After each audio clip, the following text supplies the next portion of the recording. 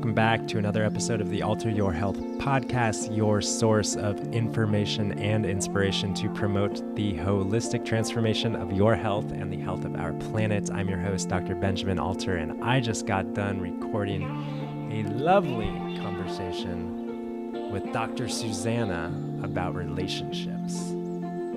About relationships. And boy, did we talk about a lot. Yeah, we tried to record this episode like a couple months ago, and I'm so grateful that it didn't work out because let's just say the last couple months have been really rich and enlightening in our relationship for us individually and together. And we're excited to share some new stuff. Yeah. Maybe it's not new, but... Well, hey, it was what was on our hearts at the moment. Yeah. And so we talked about how we met, all the emotions and thoughts that were wrapped up in all of that. We talked about arguing and is it okay to argue? Yes, it is. But find out why. We talked about how being aware of one's inner wisdom can be key within relationships. And life. And life. What else did we talk about? We talked about the purpose of life. The purpose of life itself. So if you want to know what that is, I would encourage you to stay tuned to the end of the episode. Yeah. But yeah, what else did we talk about? So much more. I can't So much even more. remember right now. So much more. All sorts of lovely stuff. So enjoy this episode, and don't forget to leave a rating, a review, some feedback. Send an email, info@alter.health if you'd like. We'd love talking about this sort of stuff. And we regularly weave it into our work at Alter Health because, as we talk about throughout the episode, this is so intimately connected with our holistic health, our overall health. The health of our soul is fundamentally dependent upon the health of our relationships. So enjoy this one, guys. Enjoy.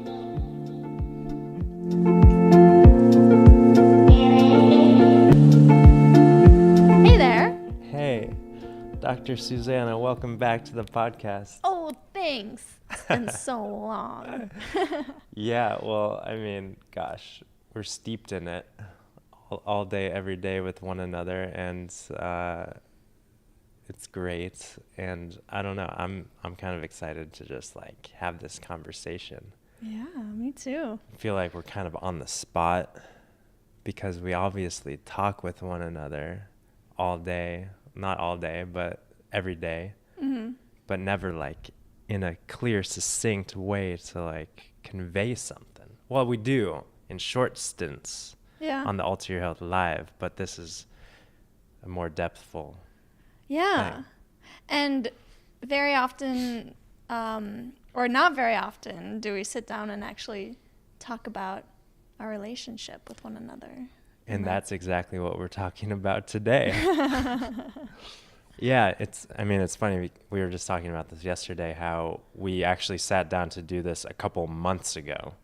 We wanted to record a relationship episode, and we had multiple malfunctions. We tried it again like the following week or something. Things didn't feel right, go right. And gosh, in the last couple of months, like, there's been a lot of learning and a lot of growth and a lot of evolution, and I'm very grateful that we didn't capture our relationship 2 months ago, and I'm sure 2 months from now it'll be even like, that much different. Not that it's like bad or worse or better or wrong or right, but it's so true. It's so true. Everything happens for a reason. Even malfunctions and recording. But I feel like this is a really ideal time for a number of reasons. One, because we're both feeling like that fresh inspiration from the weekend at the Wellspring event, the Wanderlust Wellspring event. And we sat in on a number of conversations between couples talking about conscious coupling and spiritual partnership and these kind of things. And we kind of reflected on it and shared our thoughts on what was shared with one another, but we didn't, dive deep and kind of articulate what we truly feel Yeah. Maybe. I don't know. It's true.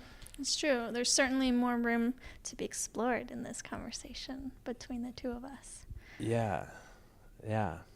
So we're talking about relationships, and maybe for the listeners, like, I just want to remind myself and everybody and you that, like, what we're talking about is, we're talking about our relationship, but we're using this maybe as an example for every single relationship in life.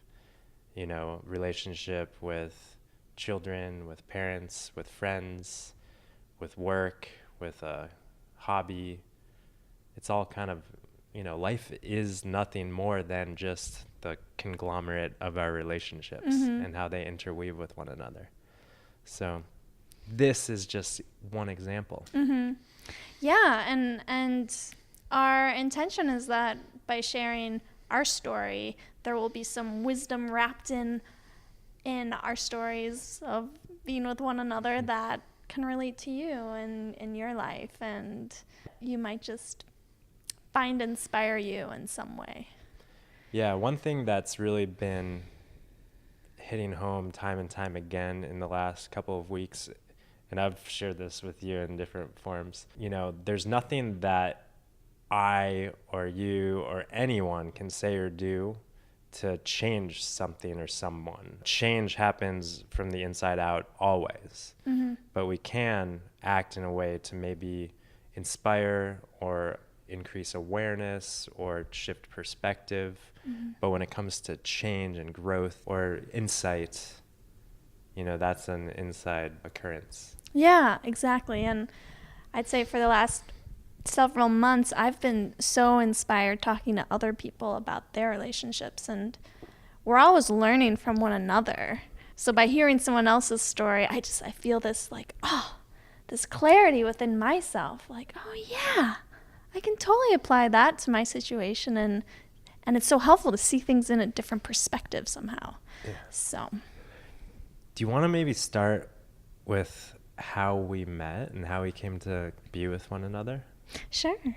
Like, you can share your story. Okay. Maybe I can give my twist Your to it. spin on it. Sure. Well, I met Ben at naturopathic medical school. On orientation day, I saw him, and part of me was like, oh shit, because I was already in a relationship with somebody else, which had been going on just for a couple of months, but still I didn't want to complicate things. I think subconsciously I just kind of pushed away any interest in Ben to the side.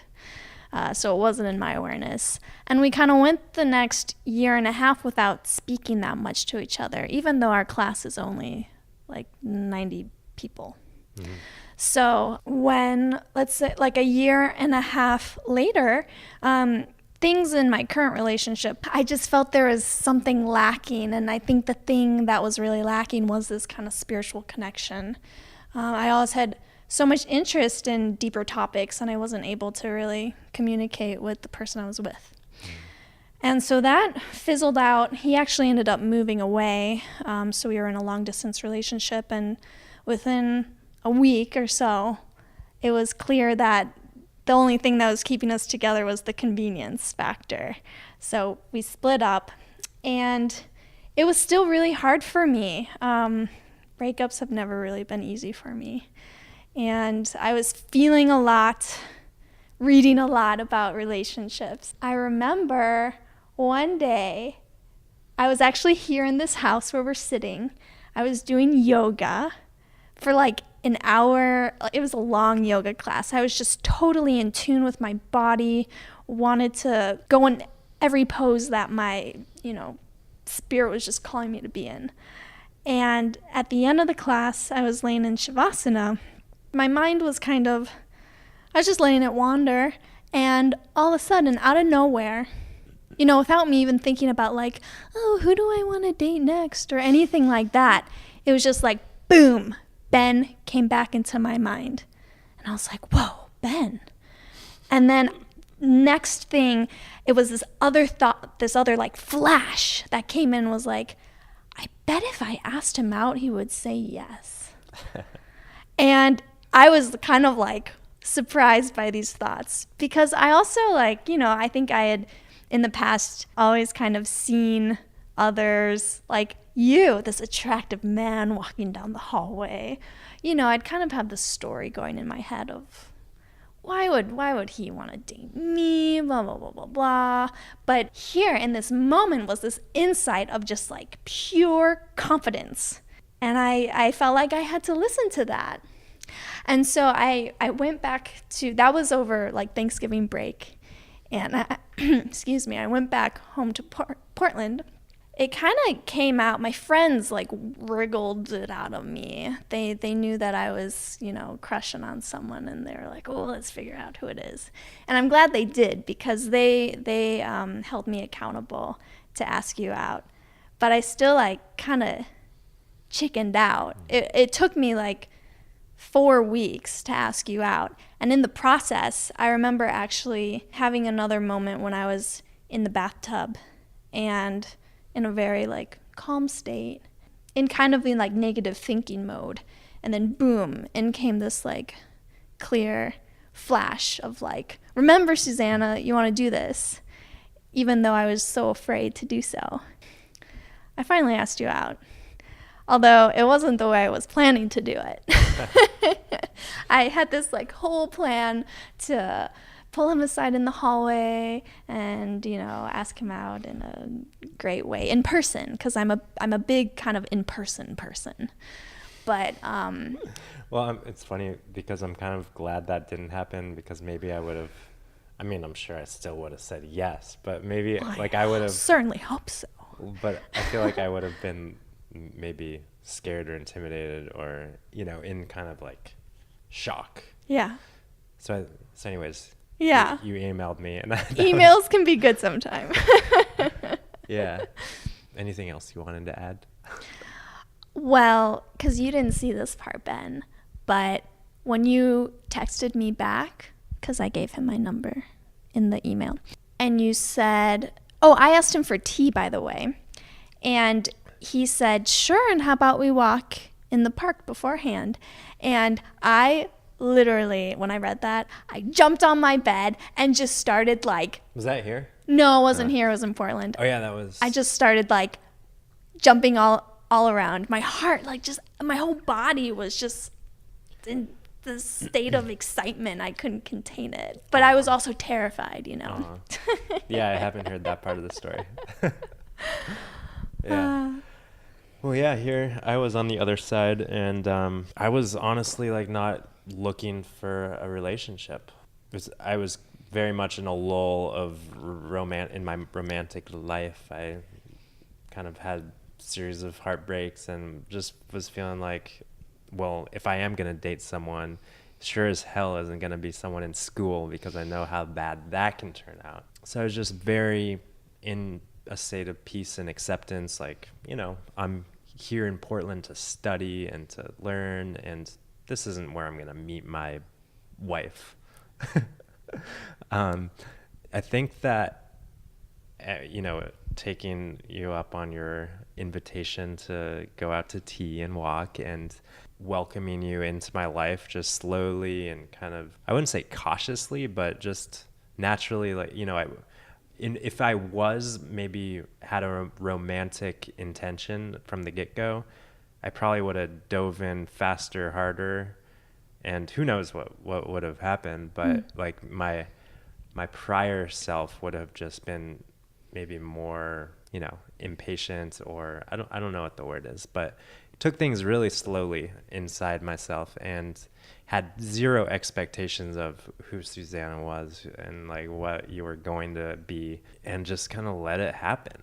To be honest, it's funny. I think I've shared this with you, but I remember thinking like, well, I don't have that much crazy excitement inside of me. My prior self would think, if there's not this, surge of hormones and excitement about a girl or about a woman, then they're like not the one. As I've shared with you, I think like it just kind of slowly built. It wasn't just this like boom explosion of fireworks and stuff. It was just kind of like, oh, Susanna, as things uncover, as we become closer, it's just like more and more awesome. And yeah, in prior relationships, I remember I would think like I would feel like I was going to get bored really easily, or I would be afraid that my partner would get bored really easily. So I would be like trying to always scheme ways to make things new and fun and interesting. But I never had any attempt of doing that with you. And I think it was because I realized that in the newness of myself in each moment, there's always like, you know, this infinite potential for growth and evolution. And like, I knew how fast I had been and am continuing to be evolving and changing and shifting in my life. So I don't need to try to create some sort of excitement because life is inherently exciting. Yeah. Huh. Well, yeah, I've heard versions of that, but I like the way that you added to it this time. Yeah, for a while I felt bad. Like, I should really like her a lot more. and then, you know, months passed and I was like, wow, I love her. And that was clear and a clear knowing. Yeah. But yeah, it was that gradual Yeah. growth of love versus that rush. Yeah. Head over heels. Yeah. There, Yeah. you know, which I think is okay. Yeah. So maybe that's a lesson for people out there. I think so. Like it was doesn't always look one way. No.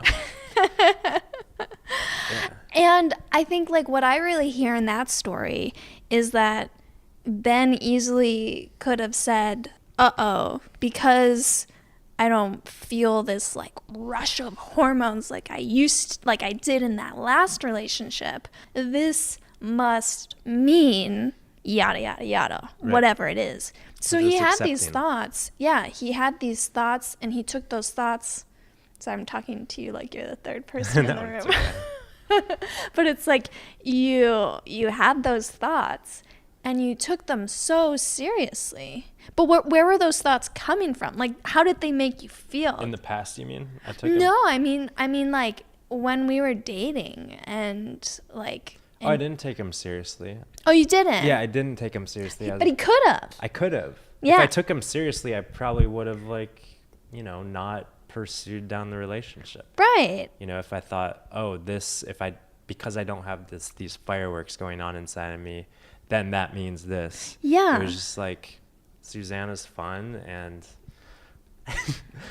I've got nothing better. I've got nothing to lose here, you know? Yeah. I've got nothing to lose here. Like, let's hang out and spend time with one another and get to know each other. Mm-hmm. And Yeah. I think faintly in the distance, my ego, whatever that is, but part of me was holding on to this image of like the ideal somebody so-and-so. And I was like, oh, like, I'm not sure if that's Susanna. But then I told myself, like, maybe that is not what I like want or need, you know? Like, and I just was like, scratch that. Like, let's just be with what is. Right. Yeah. Oh, and I love that too. It sounds like, you had all these thoughts that you were kind of clinging on to about how you wanted me to be. And then, without even Ben trying, or you trying, I'm like talking to them. Okay. But without you even trying, just these like fresh thoughts came in about like, oh, you know what? Like holding on to that ideal for Susanna isn't working for me. Yeah. And the funny, ironic thing, as things tend to happen, as we all know, people grow and change and evolve and shift, and in doing so, like, Susanna just continues to blossom into the ideal. I don't know how else to say it. Yeah. And I think that's like a great reflection of just your acceptance of all and what is and of who I am, just like continuing to grow.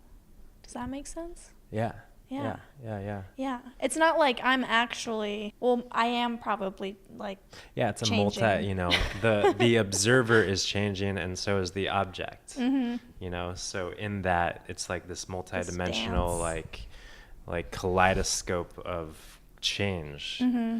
And that's what keeps things like fun and exciting. Mm-hmm. And I know, and it allows me to like relax so much knowing that it's impossible for a relationship to grow old and boring, Mm-hmm. because as long as we continue to like tune in and trust ourselves and our continual unfolding, then as we unfold each and every second and down our unique path, we shift, our perspectives shift and everything changes. And it's like, I don't know, I just envision this kaleidoscope of, you rotate it like a quarter of a fraction of a degree, and like everything is new and brighter Yeah. and different colors It's and so true. shapes. Yeah. So that's fun.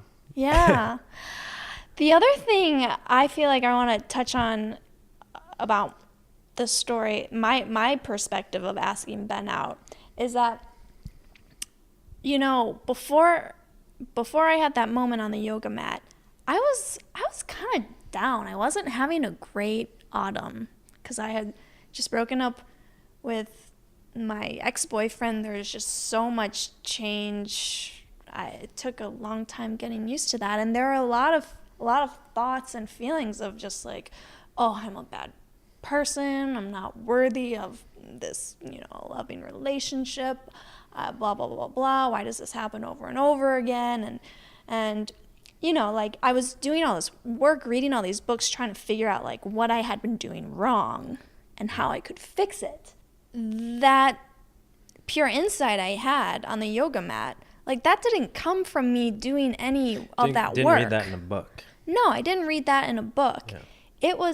It was my innate wisdom shining through all of the muddied thoughts that were going on in my head. Mm-hmm. And I want to use that as an example of how, like, even in the most challenging times, we are still always connected with that with our authentic selves and our well of wisdom. Yeah. And you mentioned the example of being in Shavasana on the yoga mat and being in the bathtub and having these insights. Yeah. And the Shavasana and the yoga mat and the bathtub actually doesn't have anything to do with it. No. You didn't like get the wisdom through the yoga mat.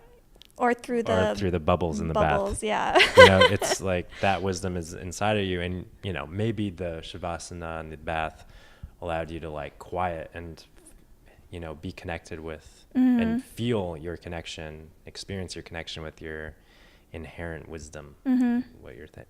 Exactly. And I think it's this wisdom that, guides us through life and guides us towards the people that are going to be most meaningful in our lives and the places and things and et cetera.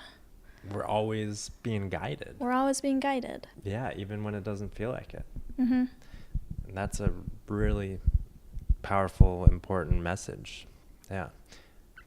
Well, maybe we can shift from like the meeting of getting to know each other and the beginning of our relationship to almost 4 years later, and it's like 4 years sounds like so long, but obviously so short. There's probably some of you out there who have been married for like 50 years. Well, we've been, married for 7 months, so we are very much entitled to give a lecture on relationship. Yes.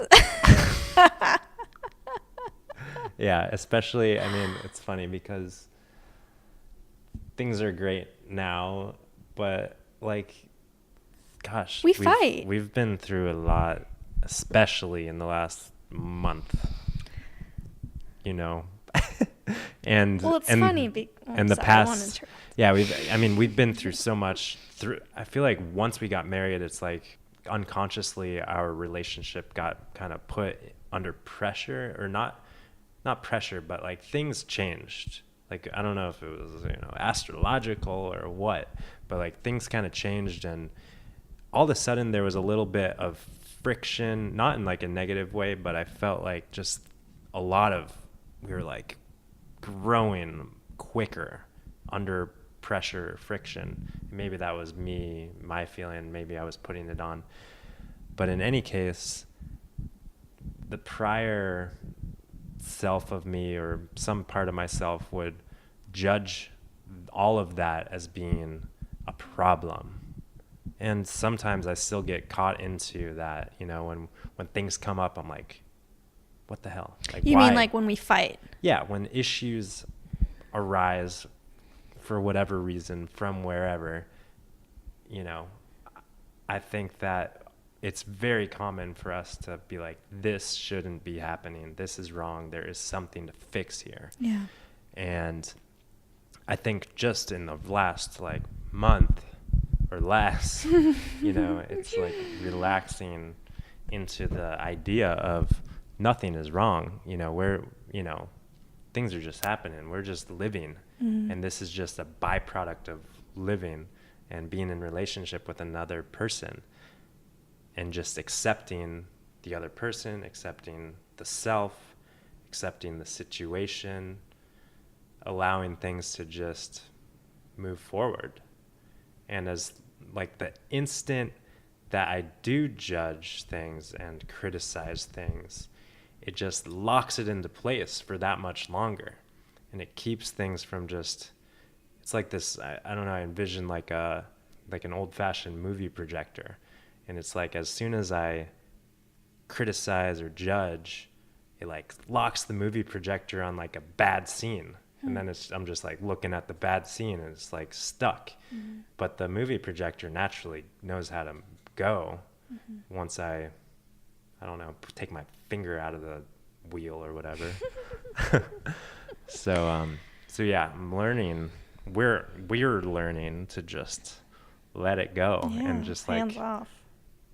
Watch the movie together, even through the difficult scenes. Yeah.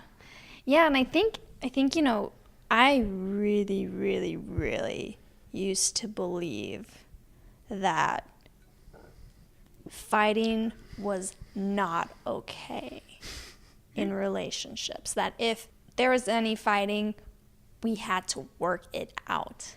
And part of this may be because I grew up in a loving family where I never saw my mom and dad fight. Like, poor ever. Susanna never got to experience any sort of drama in her household. But it was so helpful. I started working with a coach about 1.5 years ago, and she's a wonderful woman. And she's married, and I was talking to her one day about my relationship with Ben, and I was expressing my concerns about how much we fight. And she shared from her experience. She was like, oh my gosh, I fight with my husband all the time. But what the difference is that we stopped making that mean something.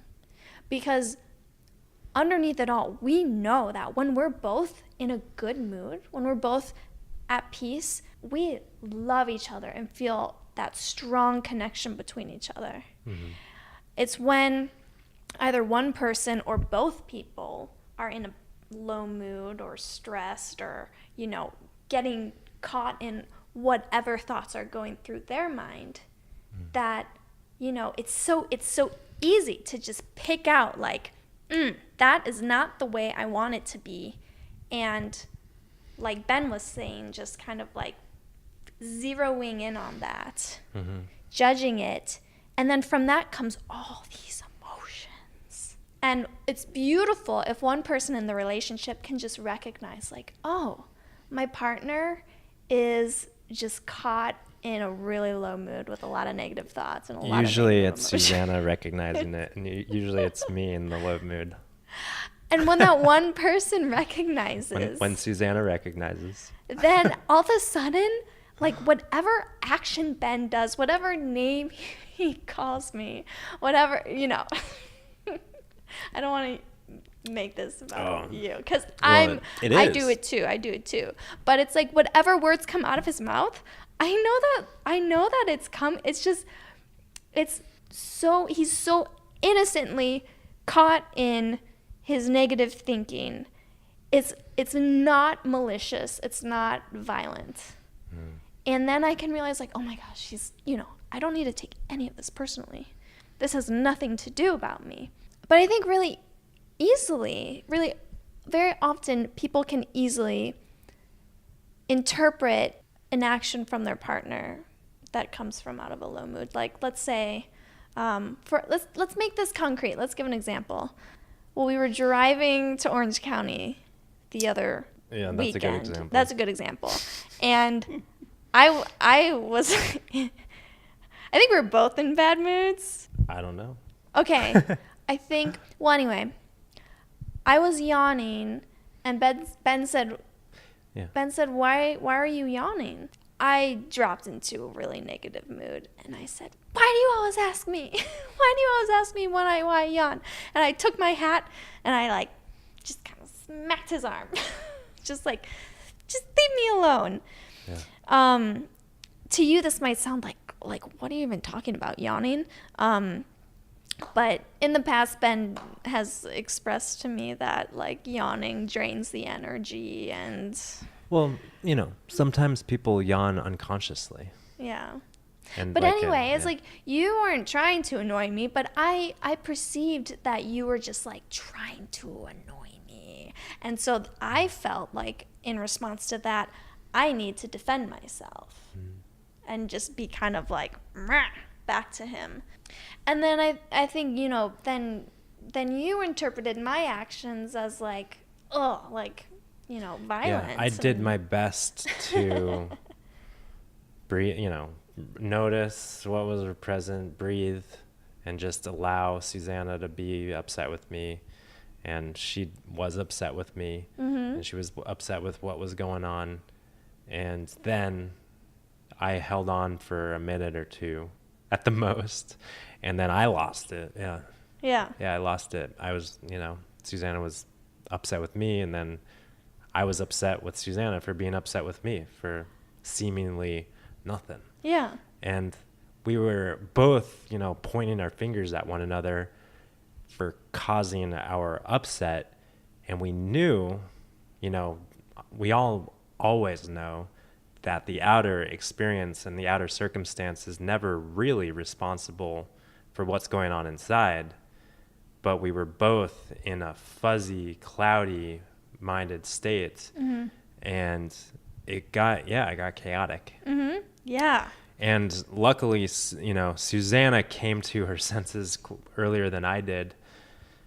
And usually, all it takes is for one person to kind of, wake up or allow the clouds to pass through and just come into a pure, clearer state of mind. Yeah. Usually for me, it's realizing whoa, this doesn't feel good. I don't like this. Well, it never feels good. And also realizing oh, I don't need to be doing this if I don't want to. One of our greatest teachers always says, wellness is always one thought away. Or peace is always one thought away. And that's so true. Yeah.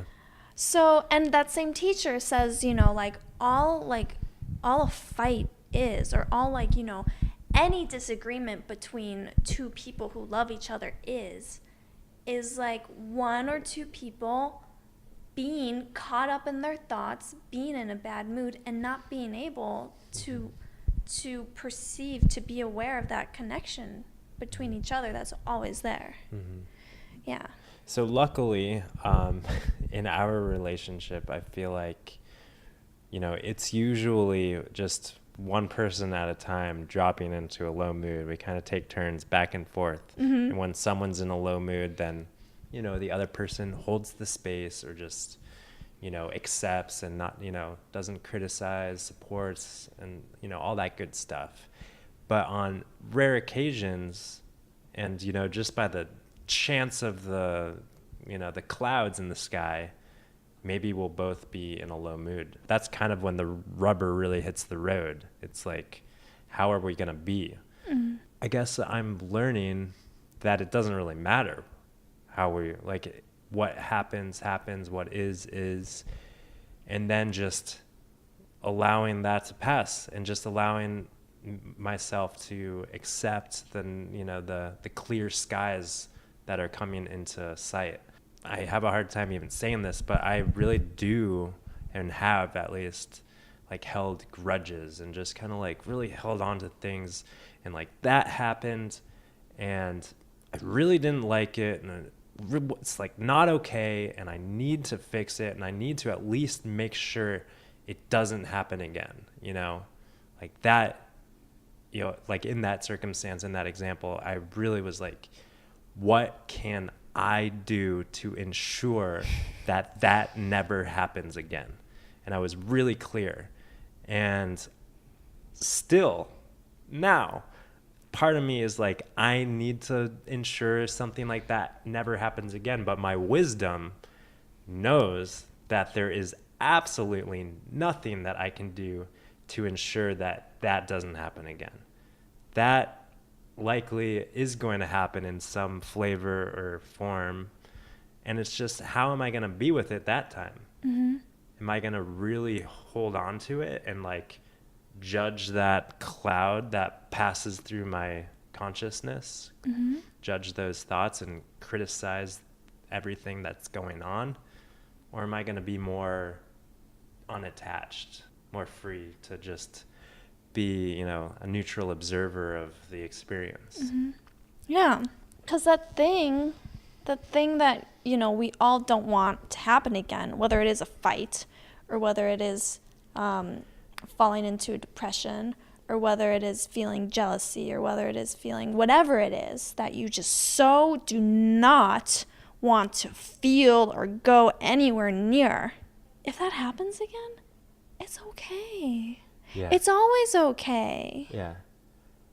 Because okay, I want to talk about this a little bit. Well, because... Yeah. Before you do, what came to mind real quick is like, the more, we've all heard this in some sense or another, like the more we don't want something to happen, the more that kind of, some people say that's kind of like an attractor field. The more we think about it, the more we put it out there, the more we worry. I've heard, I think it was Carolyn Miss says, worry is a negative prayer. So you worry about something happening, that is like praying for it to happen. Mm.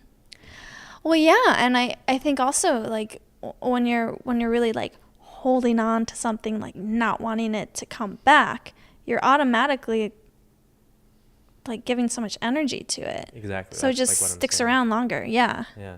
Yeah. So exactly what you're saying. You were gonna say.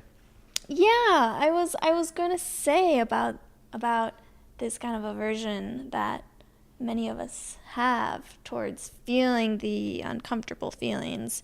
We're human, and part of being human is feeling stuff, and it's okay.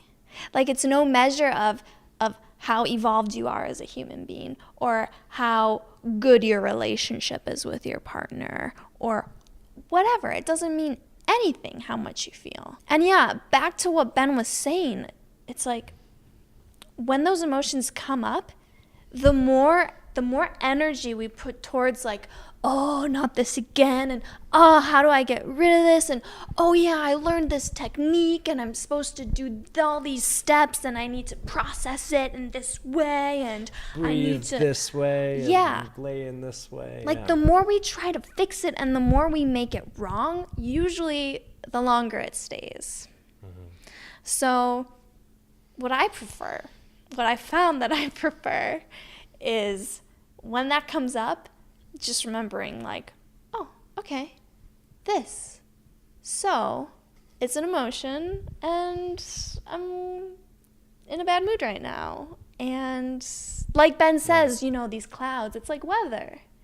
This cloud is here right now, but I know it's not always going to be here. Yeah. And I don't need to do anything to make the cloud go away, And just like with weather, the clouds and the rain feed the earth, and they like allow the trees to grow. So like these emotional experience, this topic was brought up in a couple of conversations at the Wellspring event. This emotional, or this psychological immunity of like the immune system of your psyche. So the more we're exposed to these experiences, the more our soul remembers how to deal with it. Mm-hmm. And we are given these experiences for the sole purpose of learning and kind of integrating into our psycho-spiritual context. Yeah. Becoming more and more aware of our innate spiritual nature.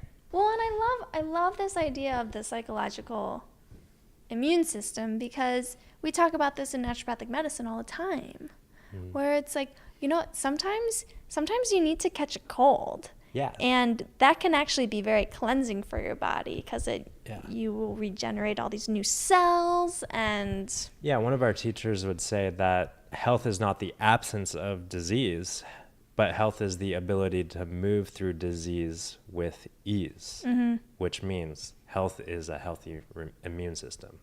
So we're not living in a bubble trying to avoid the virus that's going around.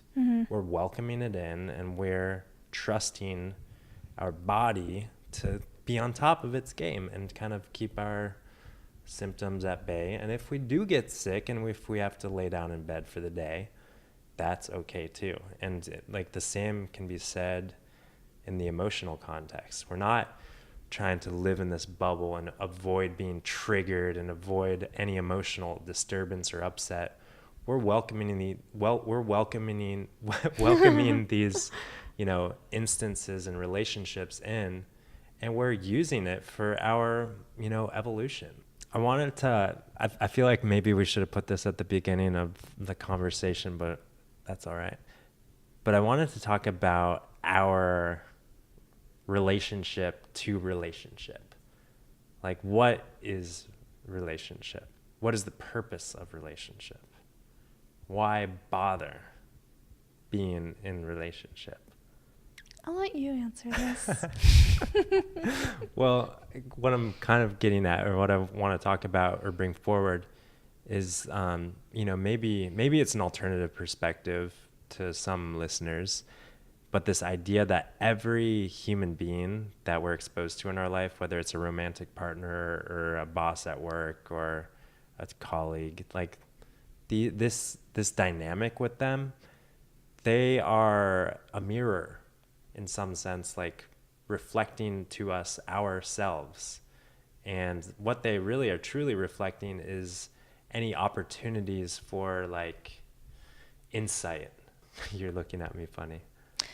Well, it's because you don't believe that I'm experiencing some uncertainty in my mind. Yeah. Well, I that's kind of what I know to be true for me, is I know that I'm exposed to outer circumstances that quote unquote trigger or bring forward things, so that I can take a good look at them. And the best place for those quote unquote triggers to come forward, which are triggering thoughts inside of me, and it's the best place for all of that to come forward is in relationships. Mm-hmm. Yeah, I'm just wondering if so with that understanding, then how do you learn from those triggered experiences? Well, it's the psychological immune system, where if you think about Susanna being a carrier of such and such virus or bacteria, then my immune system being with her becomes adaptive to that. I am tolerant. It's tolerant, accepting, loving. Ultimately, it's the capacity to love more and more and more. That's what the psychological immune system is. It's what we're really pointing at is our tolerance and our ability to love everything. Because I think that's kind of what the purpose of life is as a human being. Yeah, okay. I was getting a little hung up on, I'm still a little hung up on this idea of spiritual growth. What I'm really, I get hung up on spiritual growth, and we were sitting in a lot of talks over the weekend where people were talking about spiritual growth, and what we were both feeling is, well, Like, how about self-compassion, self-love, and acceptance? Well, yeah, because I mean, the word spiritual growth, it kind of implies like, oh, I'm going to do all these things to grow my spirit. And in my perspective, we are already completely whole divine beings. So how do we become more of what we already are? You know? Yeah. So yes, in each of our essence, we are loving beings. Mm-hmm. We are loving beings. And through life, quote unquote, spiritual growth is becoming more aware of our loving nature. Yeah, I think those are the words that make so much more sense to me, because it's like, as humans, we can become more aware of that divine nature. Of our loving nature. Exactly. And the way to become more aware of our loving nature isn't necessarily to go in a cave and meditate all day. It's to be in relationship. Yeah. And to be faced with other people that we can love. Yeah. And we can love. And when we're loving our partner in upset and in an argument, and we're loving like the shadow or the dark side, or people have different ways of referring to it. What we're really doing is we're loving those aspects of ourself. We're loving ourself more completely, more fully. We're loving our partner more completely, more fully.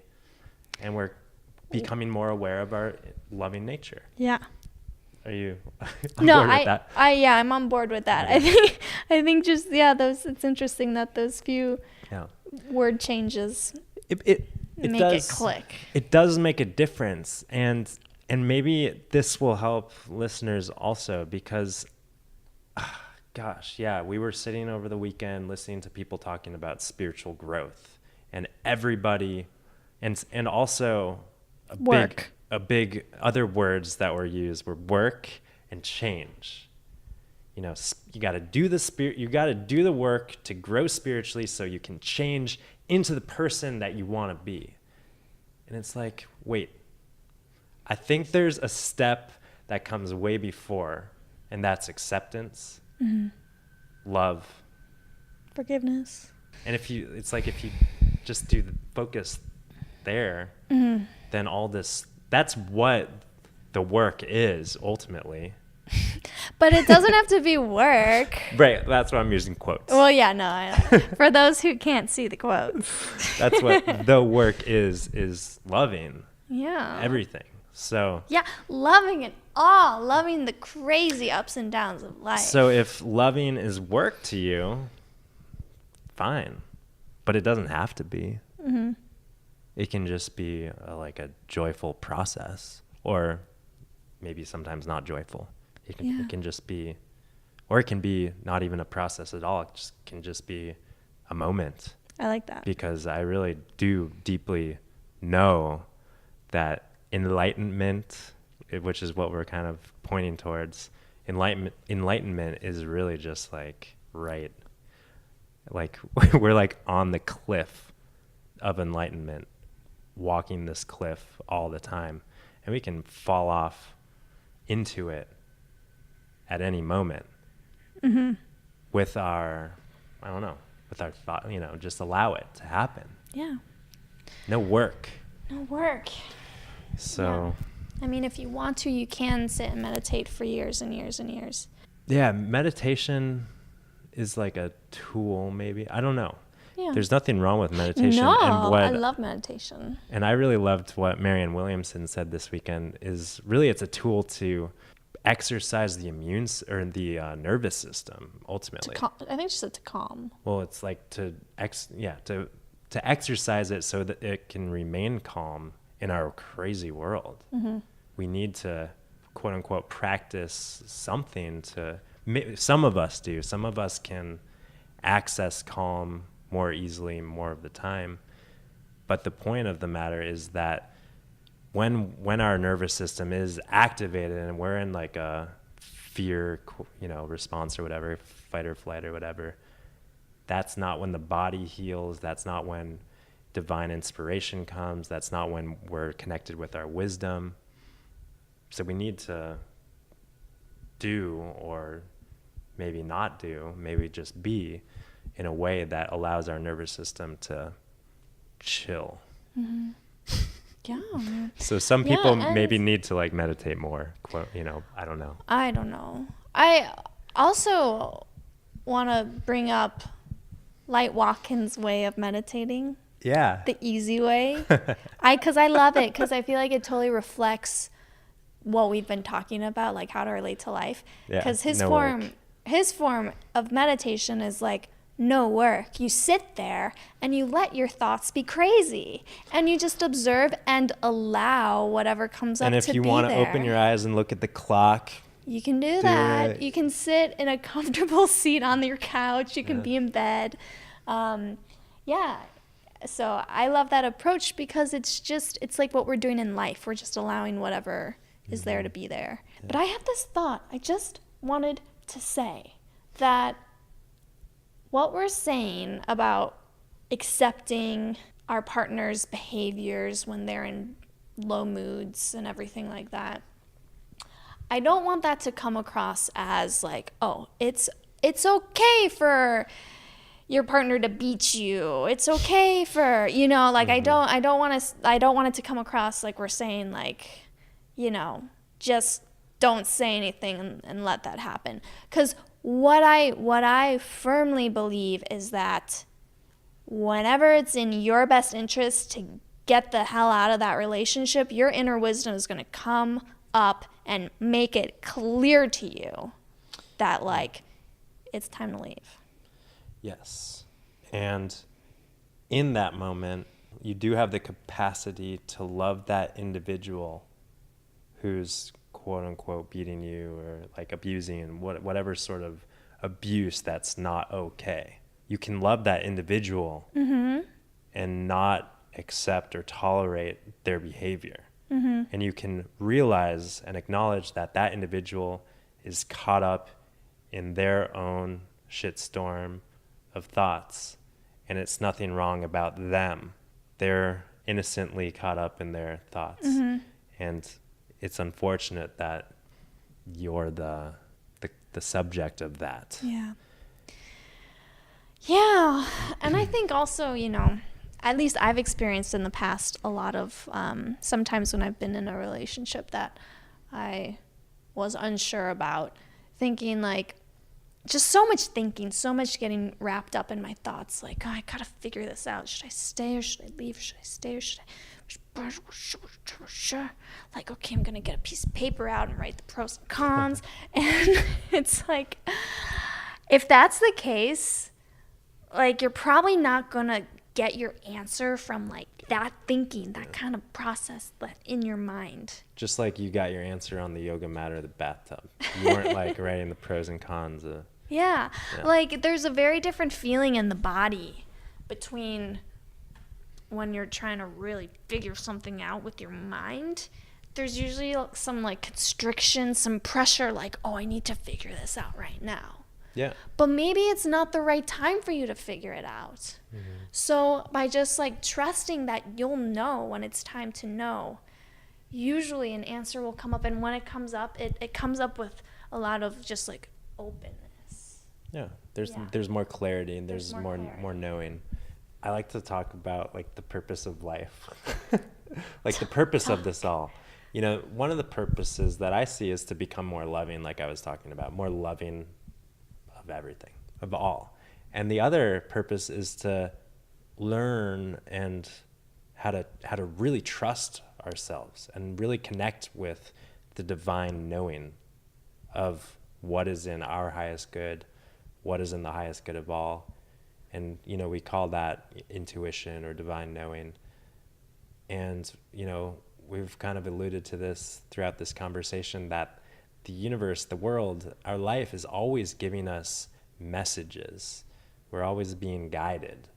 And it's just a matter of really fine-tuning our trust in hearing and interpreting all of these continual messages that are pointing us on our soul's path. Yeah. And not being hard on ourselves when we aren't able to access that. Yeah, that helps. Yeah. That helps, give space so that we can maintain a connection. Is there anything else that you want to talk about in this episode? I don't think so. How about you? No, I feel like we covered a lot. We covered the quote unquote purpose of relationships. Yeah. There's no one right way. Of anything. Of anything. We talked about our coming to know each other and how there's no one right way of how that comes to be either. Talked about conflict and really what that's pointing to and what the opportunities are when stuff is up, which is okay. And I mean, I think we all know this, but if stuff isn't up, that's okay too. Yeah. But it's like, are you tiptoeing around things? I don't know. Like, I feel like a lot of people tiptoe around things so that stuff doesn't come up. So I think that it's important to, follow your truth, allow stuff to come up, know that that's not a problem, address it using the wisdom and tools that we all have access to always. Trust that this flow of craziness that's the weather of our thoughts and life is always moving. Talked about inner wisdom, and that you are always connected to it. Yeah. Even if you're not in a bathtub or on a yoga mat. Or meditating or doing whatever, you've got a connection with it.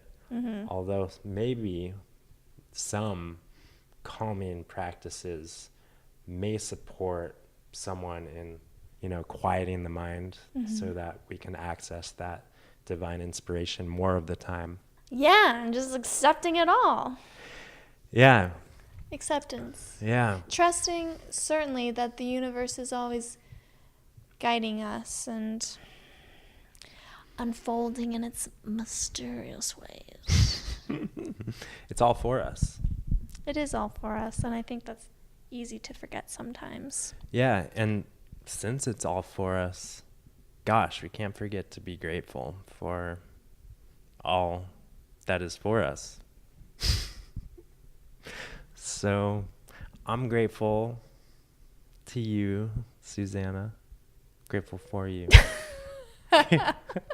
I'm grateful for you too. And I'm grateful for everyone that's listening to this. Me too. Made it this far. Me too. Let us know what you think. If you've got any comments or feedback, we would honestly, I would love to hear any feedback, any questions. Me too. I love talking about this kind of stuff. Me too. Almost as much as I love talking about nutrition. Probably, maybe like equally. It's a tie. Yeah. It's so true. I think I like talking about this stuff even more than nutrition, to be honest. Nutrition for the body and nutrition for the soul is what we're really talking about. Yeah. And so, while you're still listening, I also just wanted to put in a little plug for, the way that we work with clients is that we incorporate all of this into it. So we're not just working on the physical level,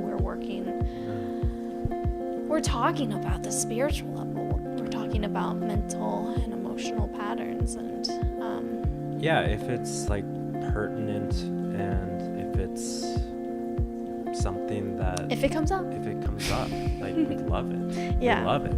Yeah. We love it. Yeah. So you can just think of us as your holistic naturopathic doctors. Yeah, and that kind of reminds me of something that has just really got a little bit of juice on it for me is like health.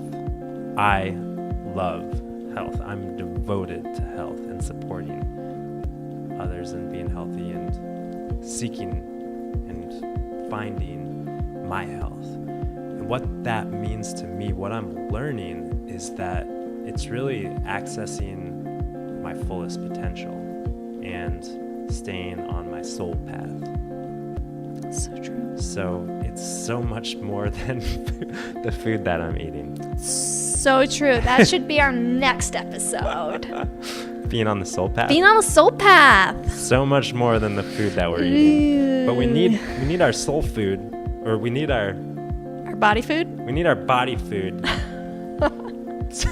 which is sometimes soul food. Like sometimes they're the same, right? Totally.